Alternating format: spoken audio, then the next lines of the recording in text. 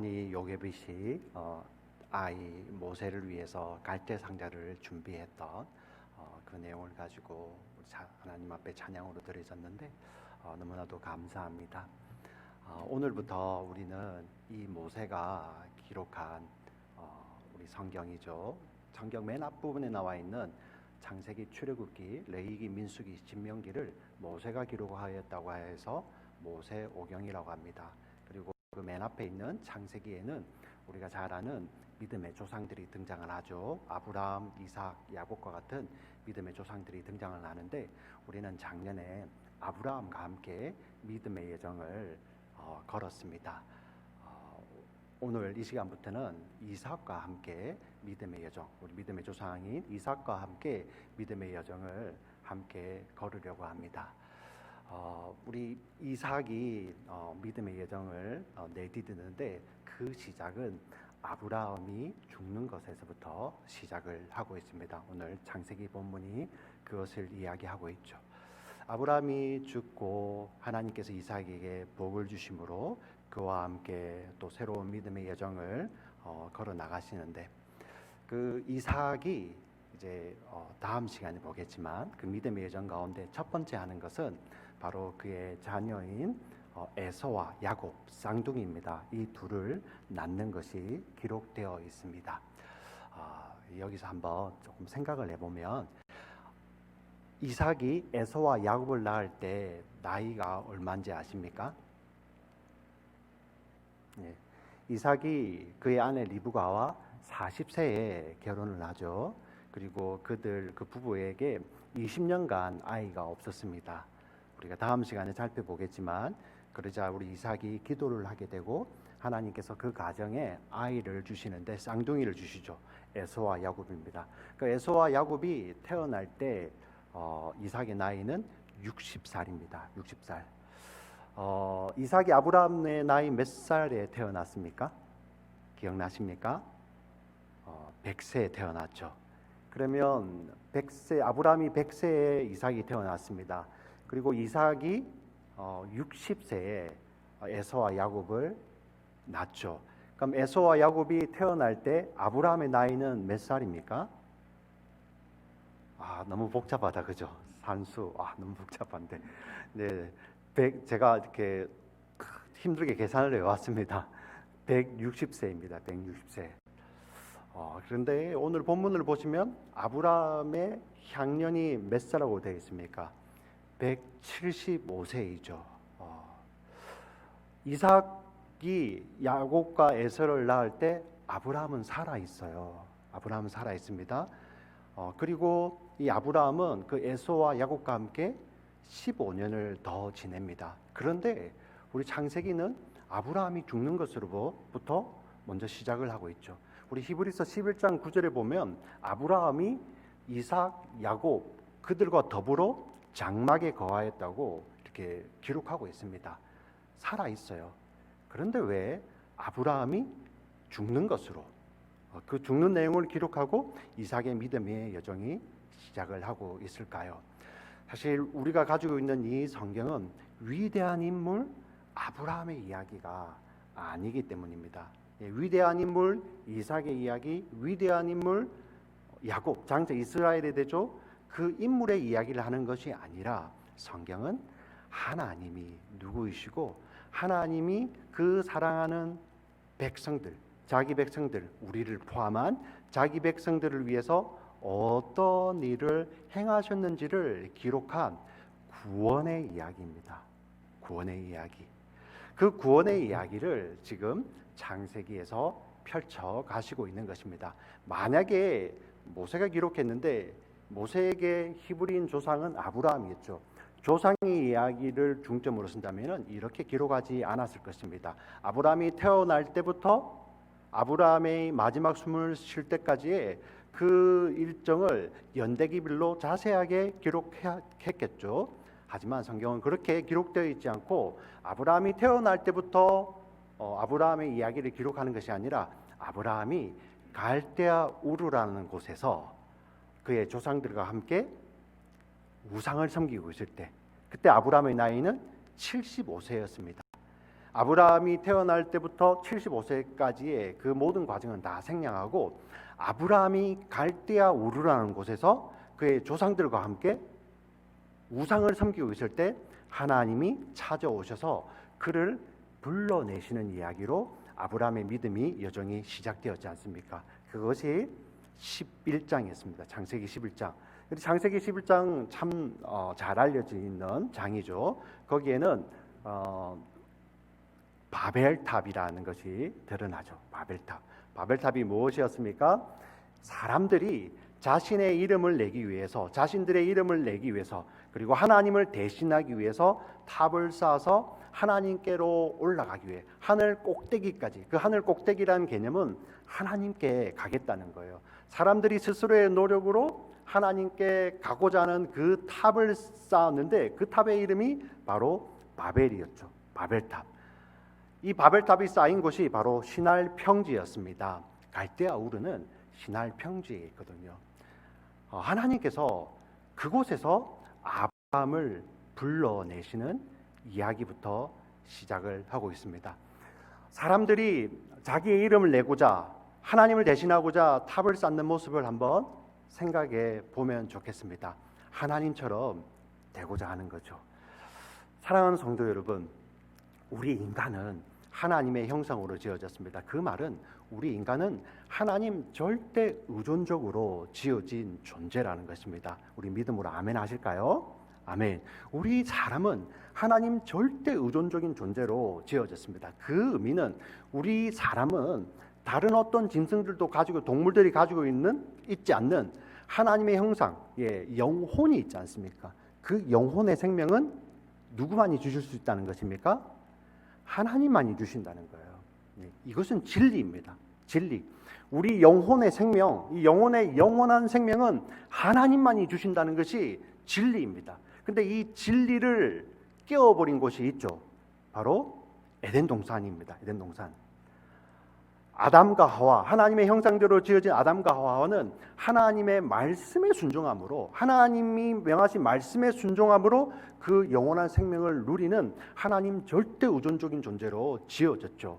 그런데 그들이 선악과를 먹는데 이유가 무엇이었습니까? 하나님처럼 되고자 하는 것이었죠. 하나님처럼. 하나님으로부터 독립선언. 우리의 생명은 우리가 할 수 있습니다. 우리의 생명은 우리가 언제든지 하나님께 가서 얻어낼 수 있습니다. 라는 그러한 존재. 그러한 사건이 바로 선악과를 막는 사건이에요. 자, 그 이후로 그 아담의 후손들은 호시탐탐, 정말 호시탐탐 하나님의 자리를 노립니다. 언제든지 그 하나님의 자리에 올라서려고 노리는 것이 아담의 후손들이었죠. 그것이 극대화되어서 나타났던 것이 바로 바벨에서 하나님께로 올라가고자 탑을 쌓았던 것입니다. 사랑하는 우리 지체 여러분, 우리 인간이 이렇게 노력하여 자기의 능력을 발휘해서 탑을 쌓는다고 하나님께 갈 수 있습니까? 하나님께 다다를 수 있나요? 하나님이 계신 그 하늘이라는 곳에 인간이 스스로 갈 수 있나요? 성경의 이야기는 무엇입니까? 불가능하다는 것입니다. 스스로 우리 인간의 영혼은 하나님으로부터 생명을 얻어야 되는데 그 생명을 스스로 얻을 수 없는 존재라는 것입니다. 그 생명을 어떻게 얻을 수 있습니까?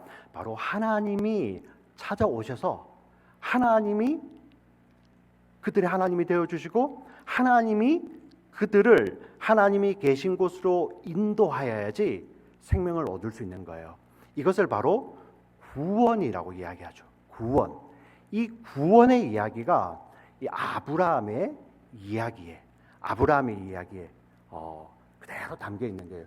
그래서 아브라함의 일대기를 조명하는 것이 아니라 이 아브라함의 일대기를 통해서 하나님의 구원이 어떤 것인지를 성경은 보여주고 있는 것입니다. 그 구원을 설명하기 위해서 오늘 아브라함의 죽음이 등장하는 것입니다. 이 죽음을 통해서 어떤 일이 벌어지는지 우리는 함께 보도록 하겠습니다. 우리 성경 오늘 읽었던 본문 7절 8절 다시 한번 읽어볼까요? 7절 8절 같이 한번 읽겠습니다. 시작. 아브라함의 향년이 175세라 그의 나이가 높고 늙어서 기운이 다하여 죽어 자기 열조에게로 돌아가매 네, 아브라함이 죽어 자기 열조에게로 돌아갔다고 성경은 기록하고 있습니다. 열조라는 건 우리 자녀들은 이 어떤 의미인지 잘 모르겠죠. 열조라는 것은 조상들이라는 표현을 씁니다. 고대에는 사람들이 묻힐 때 그 가족묘라는 게 있어요. 그 넓다란 가족묘 안에 조상들과 함께 묻히게 됩니다. 그래서 그들은 그 매장의 개념이 조상들과 함께 묻히기 때문에 열조에게 돌아간다는 개념이 있었죠. 고대에도 그랬고요. 히브리들도 그러한 개념이 있었어요. 큰 굴 안에 자기 조상들과 함께 묻힐 때 열조에게 돌아간다, 이런 표현을 씁니다. 그런데 여기서 우리 한 가지 질문이 생기겠습니다. 아브라함에게 조상이 지금 그 근처에 있습니까? 아브라함은 갈대아 우르에서 하나님의 말씀대로 내 본토, 친척, 아비 집을 뭐하라? 떠나라고 했잖아요. 예. 이별하고 떠나라. 그리고 아브라함이 떠나오고요. 그의 아버지 데라마저도 메소포타미아 하란이라는 곳에서 죽어서 거기에 묻힙니다. 지금 아브라함이 묻히는 곳에 그의 조상들이 있습니까? 없어요. 예. 그런데 왜 성경은 이렇게 열조에게 돌아갔다 이렇게 표현을 할까요? 제가 이 궁금증을 가지고 찾아봤는데 참 성경이 기가 막히더라고요. 우리 열조에게 돌아간다는 표현을 창세기에도 쓰고, 그리고 우리 역사서죠, 열왕기와 역대기 같은 곳에서 열조에게 돌아간다는 말이 한글로는 그대로 나와 있습니다. 그 한글로 번역된 열조에게 돌아간다는 것을 제가 원문으로 찾아보니까 열왕기 역대기에서는 그의 아버지에게로, 그의 아버지들에게로 돌아갔다고 이렇게 표현을 하는데, 우리 창세기의 열조에게 돌아간다는 것은 아브라함과 이삭의 이야기만 기록되어 있는데 여기는 그렇게 나와 있지 않아요. 원어는 아버지들이 아니라 그의 백성에게 합류한다라는 의미로 이렇게 기록이 되어 있더라고요. 그래서 이 25장 7절 8절을 우리 한글 번역이 아니라 원문의 의미를 살려서 번역해 놓은 것을 제가 한번 읽어드리겠습니다. 천천히 읽어드릴게요. 이것이 아브라함이 살았던 햇수의 날들로 175년이다. 아브라함은 늙어 아름다운 노년을 누리다가 마지막 숨을 쉬고 죽고 그의 백성에게 합류하였다. 예, 그의 백성에게. 이 그의 백성은 어떤 백성일까요? 갈대아 우르를 떠나올 때 두고 왔던 그 조상들이 아니라 그의 백성들이란 하나님께서 아브라함을 부르심으로 새로이 시작하는 공동체 있죠. 그 공동체는 어떤 공동체입니까? 바로 하나님을 아버지라고 부르는 그 새로운 공동체.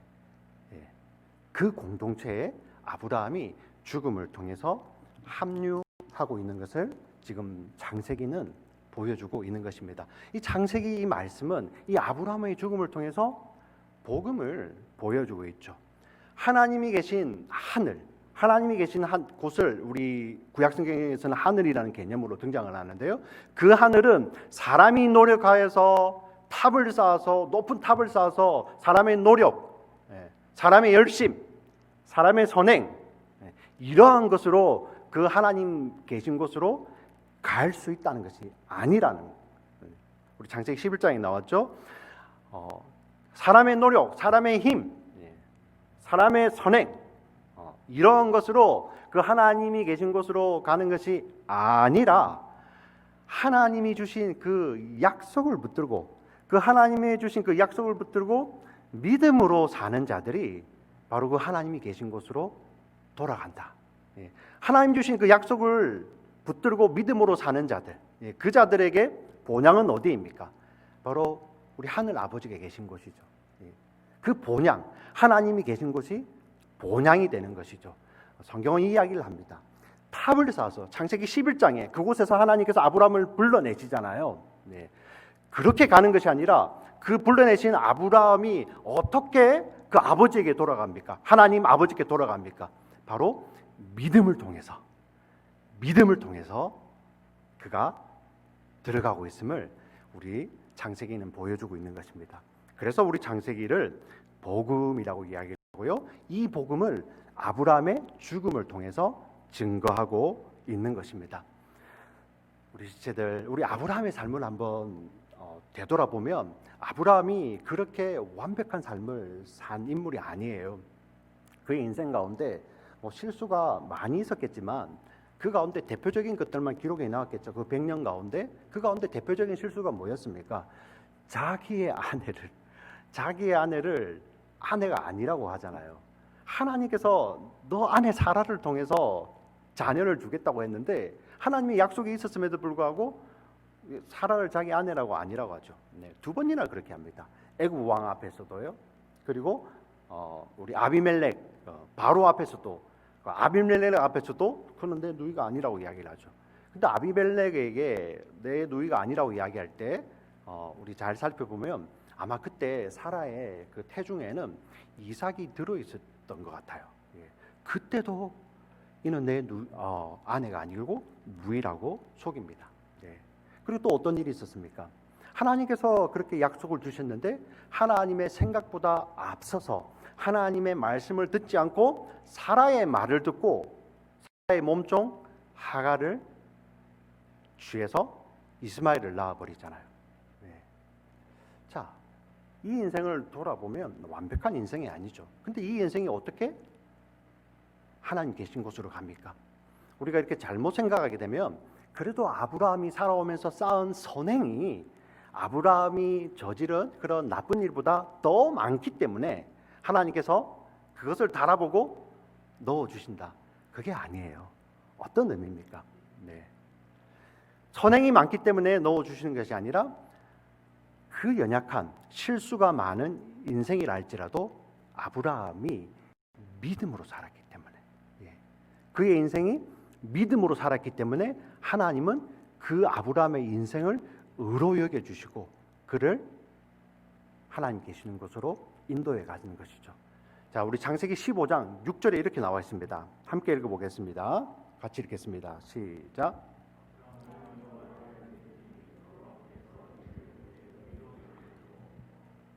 예, 아브라함이 믿으니 그의 삶을 의로 여겨주시는 거예요.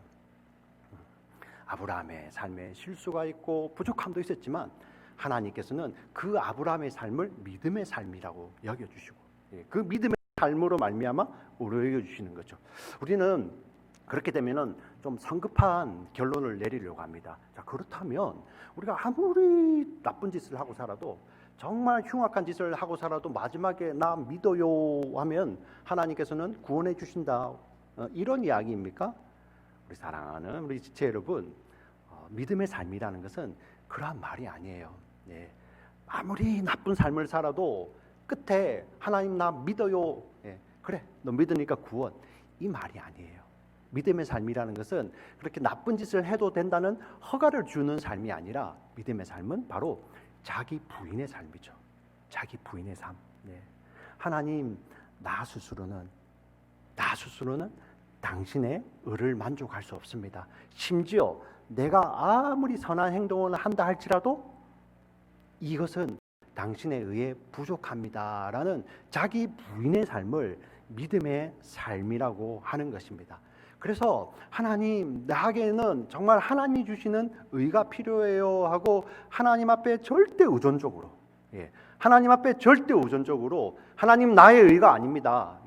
심지어 내가 아무리 쌓은 좋아 보이는 의라 할지라도 하나님, 당신께는 갈 수 없어요라는 절대 의존적인 그것을 믿음이라고 하죠. 그때 하나님께서는 그에게 무엇을 주시죠? 하나님의 의를 주시는 거예요. 우리가 신약 성경을 통해서 빌립보서 말씀을 통해서 보았지만 이것을 그리스도의 의라고 하는 것입니다. 그리스도의 의.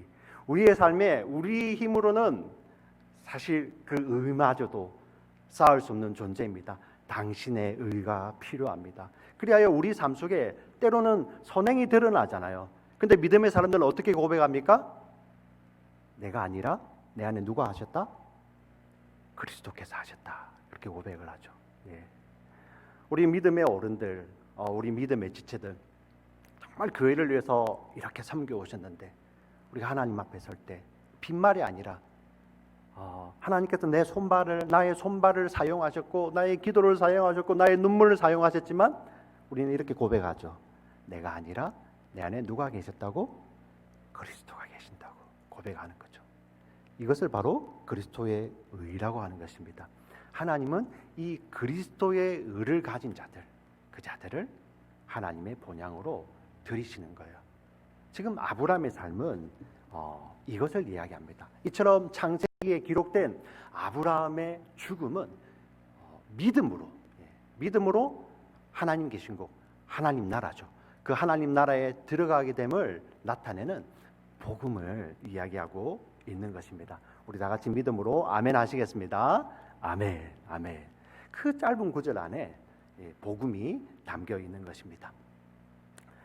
자, 오늘 다시 본문 25장 11절로 돌아가겠습니다. 우리 11절 말씀 한번 같이 읽어보겠습니다. 같이 읽겠습니다. 시작. 아브라함이 죽은 후에 하나님이 그의 아들 이삭에게 복을 주셨고 이삭은 브엘 라헬로의 근처에 거주하였더라. 이 한 구절이 우리들에게 참 소망이 되고 우리 자녀들에게도 참 소망이 됩니다. 아브라함이 죽은 후에 하나님은 변함없이 그의 아들 이삭에게 복을 주셨습니다. 여기서 복이라는 것은 아브라함도 부자이니까 이삭도 부자 만들어 주겠다. 창세기를 오해하는 거죠. 이 복이라는 것은 영원한 생명의 복입니다. 하나님께서 아브라함을 영원한 생명으로 하셨듯이 그의 아들 이삭도 그대로 인도하시겠다는 거예요. 그게 복을 주신다는 개념입니다. 하나님께서 복을 주신다는 개념. 이게 왜 우리에게 은혜가 되냐면은 하나님께서 아브라함을 인도하신 삶이 100년이었죠. 내가 정말 지쳤다. 아브라함 막 실수하잖아요. 이렇게 노력했는데도 이렇게 아브라함이 이렇게 이러네. 이삭은 더 오래 살아요. 아브라함보다. 아브라함은 75세부터 175세인데 이삭은 태어날 때부터 180세까지 삽니다. 와, 이제 지쳤다. 근데 그 당시 고대 신간에는 그 신들이 그러한 개념이었거든요. 신들이 인간을 만들었다가 필요 없으면 버리는 것이 고대의 신간이었습니다. 그런데 그거는 정말 우리 인간이, 타락한 인간이, 죄성 많은 인간이 하나님을 오해해서 만들어낸 우상이 바로 그러한 것이죠. 하나님은 그렇지 않습니다. 변함없이 아브라함뿐만 아니라 이삭뿐만 아니라 하나님께서 약속을 주신 자들, 그 자들은 하나님께서 포기함 없이, 그것을 하나님의 열심이라고 표현을 하는데요, 하나님께서 그 열심으로 그 사랑하는 자들을 다 이끌어 가시는 거예요. 거기에 우리들도 포함이 되어 있는 것입니다. 갈라디아 우리 4장 28절 말씀을 같이 읽겠습니다. 갈라디아 4장 28절 같이 읽겠습니다. 시작. 형제들아 너희는 이삭과 같이 약속의 자녀라. 아멘. 하나님께서 그 약속을 주신 자들은 하나님께서 변함없이 복을 주시고 그 인생을 끝까지 인도해 가신다는 거예요. 우리가 이것을 믿기 때문에 우리가 이런 찬양도 드리잖아요. 세상 모든 민족이 구원을 얻기까지 쉬지 않으시는 하나님. 그래서 우리는 주의 심장 가지고 우리 이제 일어나 주 따르게 하소서, 이런 찬양을 드릴 수 있는 거예요. 하나님께서 약속하신 그 자들을 다 구원하시기까지 하나님은 변함이 없으시고 하나님의 당신의 신실하심으로, 당신의 열심으로 그 택하신 자들, 그 약속의 자녀들을 다 구원하신다는 것이 바로 이 성경 말씀이고, 그래서 이 복음이 되는 거예요.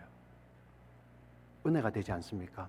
때로는 우리가 살아가면서 아브라함이 했던 실수는 비교도 안 될 실수를 우리가 짓지 않습니까? 낙심하기도 하고요, 낭망하기도 하고요, 믿음이 있다 하면서도 도대체 믿음이 어디에 있을까, 믿음을 찾아보기 힘들 정도로 우리의 삶이 믿음과는 거리가 멀어질 때도 우리의 삶을 보게 되면 그럴 때도 있잖아요. 근데 성경은 무엇을 이야기하죠? 그때도 하나님은 변함없이 신실하게 우리와 함께 하신다는 거예요. 오늘 예배 서두에 읽었던 이사야 말씀처럼 네가 물 가운데 지날지라도, 네가 불 가운데 지날지라도 물이 너를 침몰치 못하고 불이 너를 사르지 못하고 내가 너와 함께 하겠다. 왜? 내가 너를 지었고 내가 너를 지명하여 불렀나니 너는 내 것이라. 하나님 이렇게 말씀하시고 우리의 삶을 인도해 가신다는 것입니다. 그래서 복음이죠. 복음. 네. 우리가 이 험한 세상 바라볼 때, 또 우리의 이 연약한 삶을 바라볼 때 때로는 믿음이 약해질 때도 있지만 하나님께서는 그 연약한 믿음마저도 붙이셔서 반드시 부르셨기 때문에 그 부르신 하나님이 반드시 하나님 계신 그곳으로, 하나님의 생명이 있는 그곳으로 우리를 인도해 가실 줄 믿습니다. 아멘, 아멘. 그래서 이 짧은 이 구약의 말씀이 복음인 것입니다. 오늘 우리 25장 11절에 나오는 말씀, 이 말씀 가운데 우리가 정말 또 놓치기 쉬운 말씀 한 가지가 있는데 시간이 조금 갔지만 오늘 늦게 시작했잖아요. 그래서 이것을 설명을 드리고 이렇게 말씀을 정리하려고 합니다. 아브라함이 죽은 후에 하나님께서 이삭에게 복을 주셨다.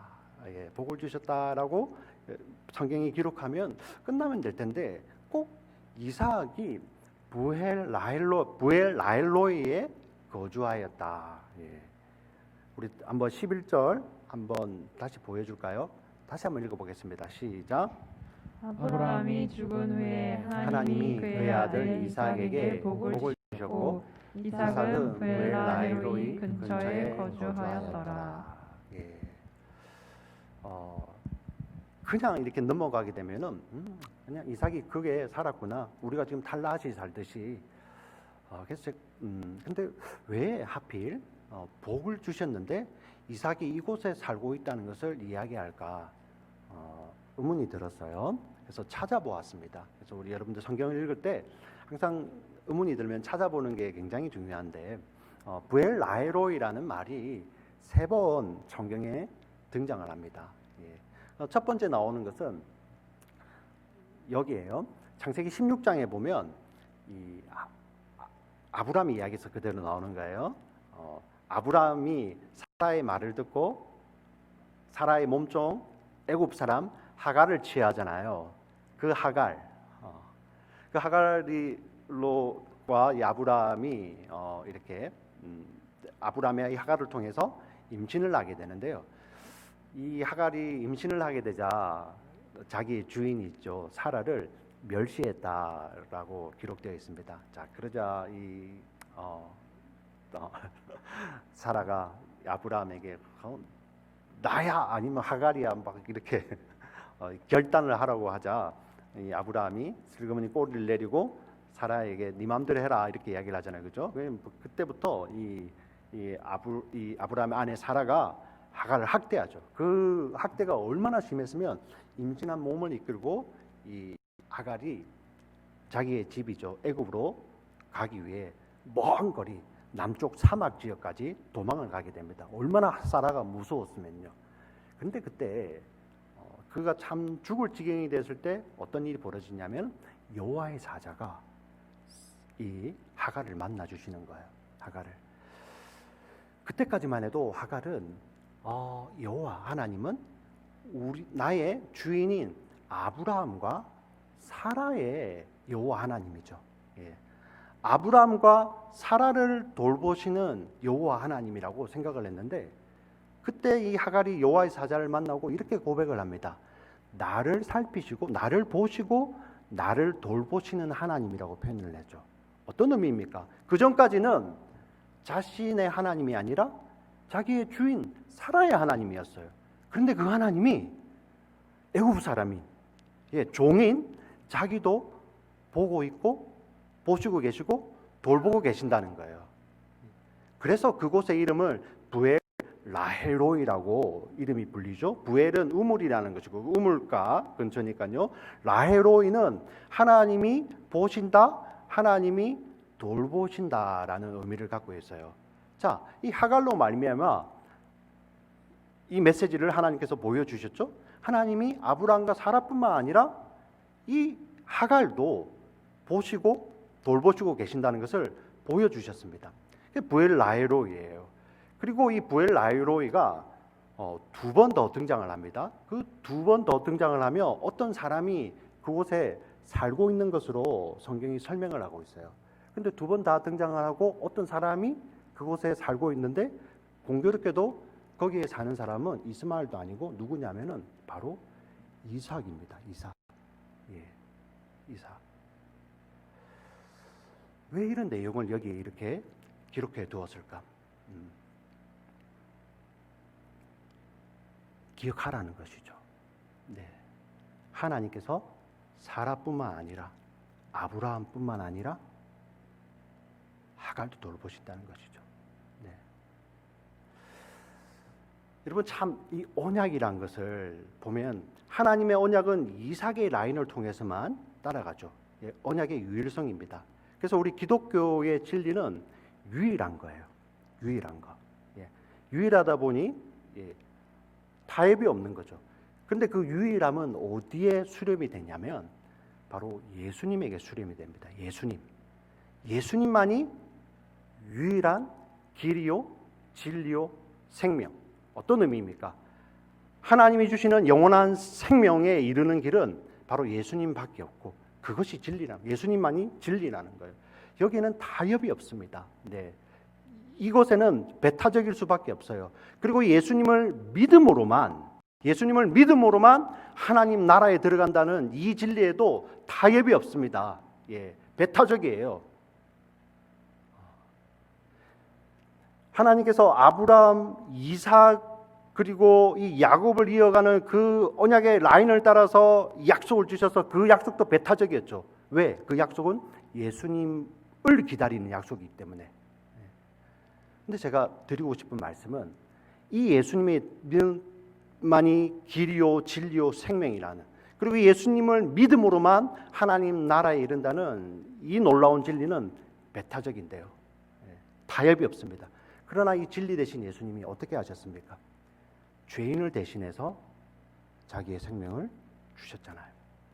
그 진리 자체이신 예수님이 우리의 죄를 짊어지시고 죄인이 되셔서 그분이 당신의 생명을 주시잖아요. 어떤 의미입니까? 기독교는 예수님만이 유일한 길이요 진리요 생명입니다. 그 예수님만을 믿음으로, 그 복음이라고 하죠. 하나님 나라에 가는 거, 복음만이 길입니다. 근데 그 복음이 어디에 담겨 있습니까? 사랑 안에 담겨 있는 것이죠. 그 진리가 사랑 안에 담겨 있는 것입니다. 그 진리가 우리에게 어떻게 옵니까? 우리가 잘나서 하나님을 먼저 안 것이 아니고 우리가 잘나서 스스로 우리가 예수님을 믿은 것이 아니라 하나님의 사랑이 우리에게 오셔서 그 사랑이 이 허물 많고 죄 많은 우리 인생을 다 녹여주시죠. 사랑이 녹이는 거예요. 그리고 그 진리가 우리 안에 깊이 심기는 것입니다. 기독교의 진리가 이런 것입니다. 그래서 우리가 예수를 바로 믿는다는 것은, 언약의 사람이 된다는 것은 우리가 절대 교만할 수 없는 것입니다. 절대 무례할 수 없는 것입니다. 이삭이 부엘 라헤로이 근처에 살았다. 사라가 아니라 하나님이 하갈마저도 돌보시는 것이죠. 하나님은 이 세상 모든 사람들 다 멸망하는 걸 원하지 않으십니다. 그들에게도 통일하게 햇빛을 비춰주시고 비를 내려주시죠. 하나님이 언약의 사람들, 우리 믿음의 사람들에게 원하시는 것은 무엇입니까? 그들 간에 살면서 그들에게 그 사랑의 하나님, 그 진리 되신 하나님을 나타내는 것이죠. 이게 복음을 깨달은 자, 우리 성도들의 삶이라는 것입니다. 어떤 삶입니까? 이삭이 부엘 라헤로이를 기억하고 살듯이 우리도 마찬가지라는 것입니다. 우리는 주님 오신 그날까지 우리는 이 땅 가운데서 살아갈 것입니다. 근데 우리가 이 땅을 저주하면 안 돼요. 우리가 분별하고 판단하는 것이 필요하지만 이 땅과 섞이지 않는 것도 필요하지만 그 분별과 판단을 넘어서는 증오심 안 된다는 것입니다. 왜 그렇습니까? 그 세상을 사랑하셔서 자기의 생명을 주신, 그리고 자신의 독생자를 주신 하나님의 사랑이 향하는 곳이 바로 그곳이기 때문입니다.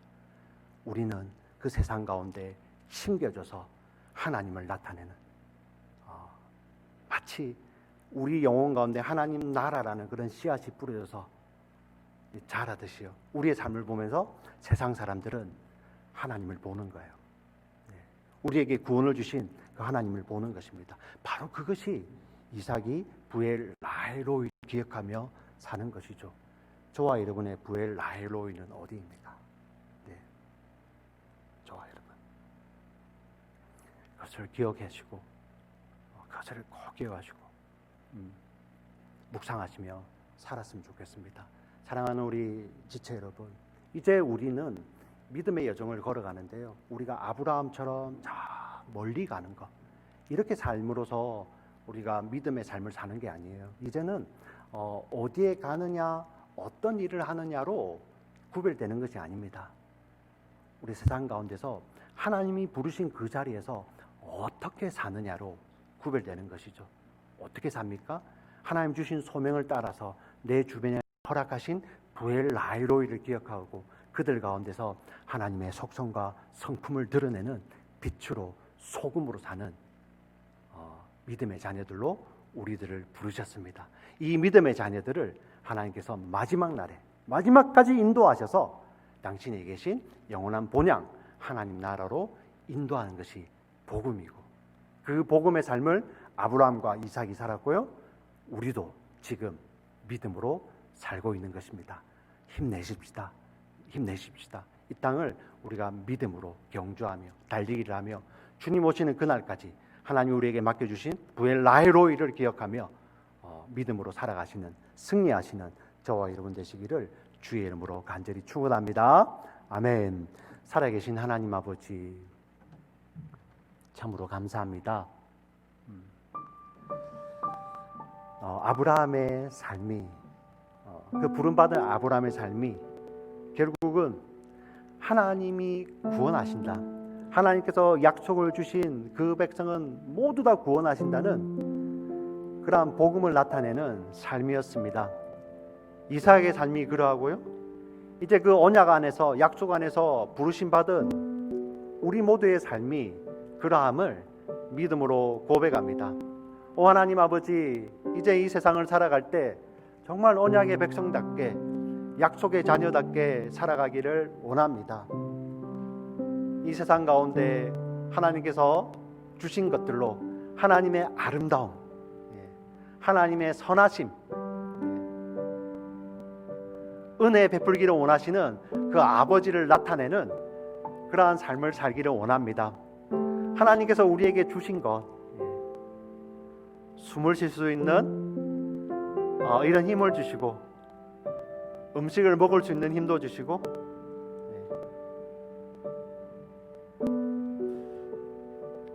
돌이켜보면 모든 것이 은혜이지 않습니까? 이것을 허락하신 분이 하나님이시라는 것을 고백하는 삶, 이 믿음의 삶을 우리가 살다가 믿음의 달리기를 하다가 주님께서 이제 그만하실 때 우리 주님 품에 안기는, 그 본향에 계신 아버지 품에 안기는 우리 모두가 되게 하여 주시옵소서. 우리 달리의 지체들, 지금 예배당에 나와서 예배드리는 지체들 뿐만 아니라 우리 이 영상으로 참여한 지체들, 그리고 지금 사정이 없어서 참여하지 못하지만 늘 우리 기도 가운데 있는 우리 지체들, 또 하나님의 부르신 모든 자들이 이 복음을 깨닫고 이 세상 가운데서 부엘 라헬로이를 기억하며 하나님의 그 아름다우심을 드러내는 삶을 살다가 우리 모두 주님 오실 때 그 주님과 함께 영원히 아름다운 공동체, 우리 아버지 하나님을 아버지라고 부르는 그런 공동체에 모두 함께 들어가는 그날을 꿈꾸며 오늘 주어진 이 일상을, 하루하루를 살아가는 저희 모두들 될 수 있도록 주여 축복하여 주시옵소서. 주님 사랑합니다. 주님 감사합니다. 예수님 이름으로 기도합니다. 아멘.